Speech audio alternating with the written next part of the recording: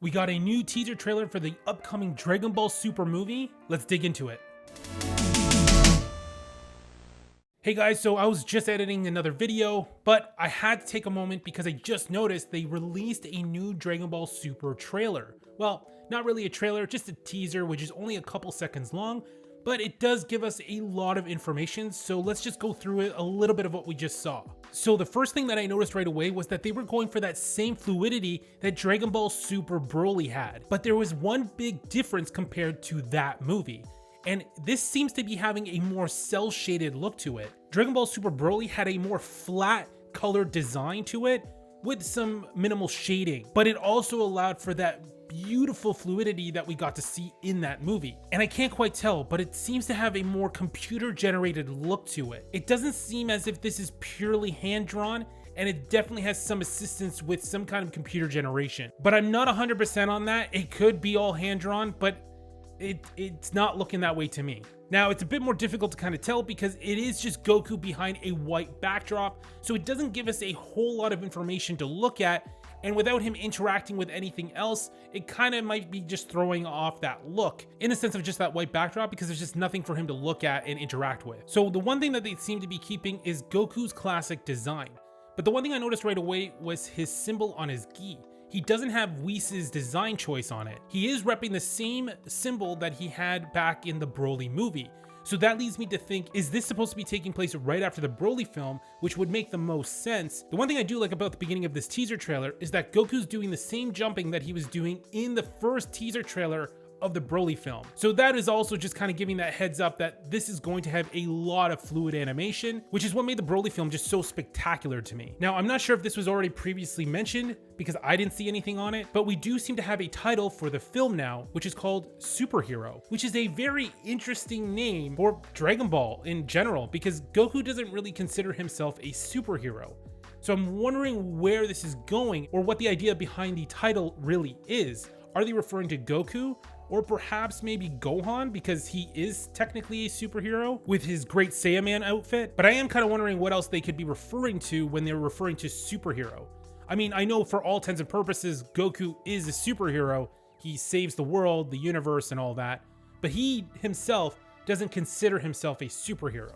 So yeah, I'm interested to see where this is going. Now, the one thing that actually got me more excited that we got also in the teaser was some set designs for the characters. We first get to take a look at Piccolo, and he just has his purple classic design choice with his gi. And the only thing that really stood out different to me was his shoes. They don't quite have that same pointy design, and they're more roundish now. But the more interesting thing that we got was that Piccolo has a house. We've never seen Piccolo ever live in a house before. He's always on some mountaintops, somewhere far away from people, but we've never actually seen him in a home before. So now, Piccolo actually has a house, and his house is designed in the Namekian style. So now I'm wondering, did he build this himself, or did other Namekians help him when they were here on Earth as well? I have so many questions to know exactly what this house looks like, and I hope we also actually get to see the inside of it because I am really curious to see Piccolo's lifestyle and how he just kind of lives day to day. We do get to see Piccolo spend a lot of time with Gohan and Pan back in Gohan's house, but we've never seen Piccolo actually just do a normal day-by-day kind of thing. So I hope they spend at least a little bit of time just to give us some background on that. One other little piece of detail that I noticed was the mailbox outside of his house.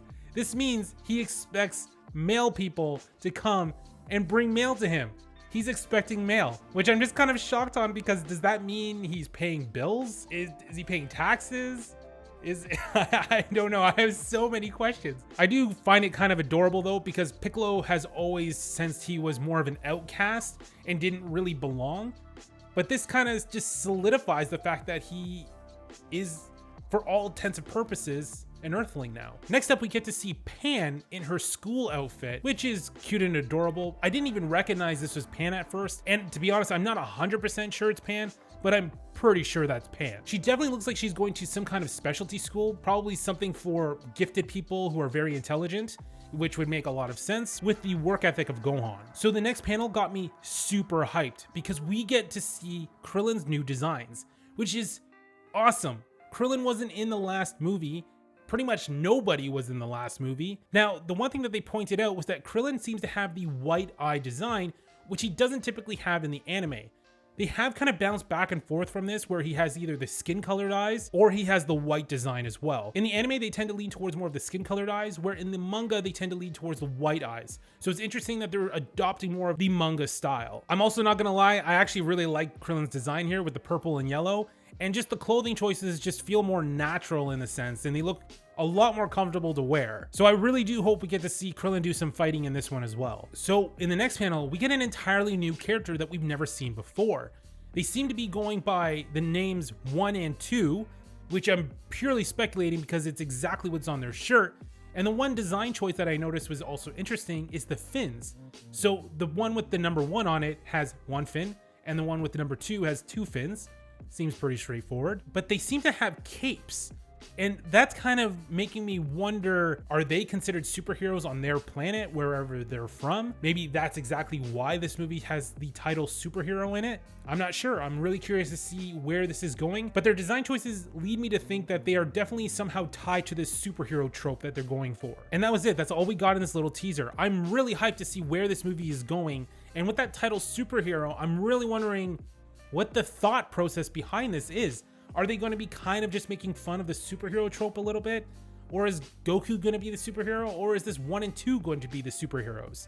Or are they even really that vital to the story? Or maybe they're just some kind of henchmen to begin with. But I gotta know, how do you feel about the design choices? Are you enjoying the cell shading that Goku had?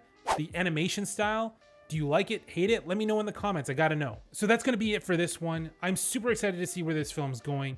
But if you enjoyed this, definitely consider subscribing. Hitting the like button is a huge help as well. And of course, hit the notification bell to be notified when I drop my next video, which I'm going to get back to right now editing. See you in the next video. Thanks for watching.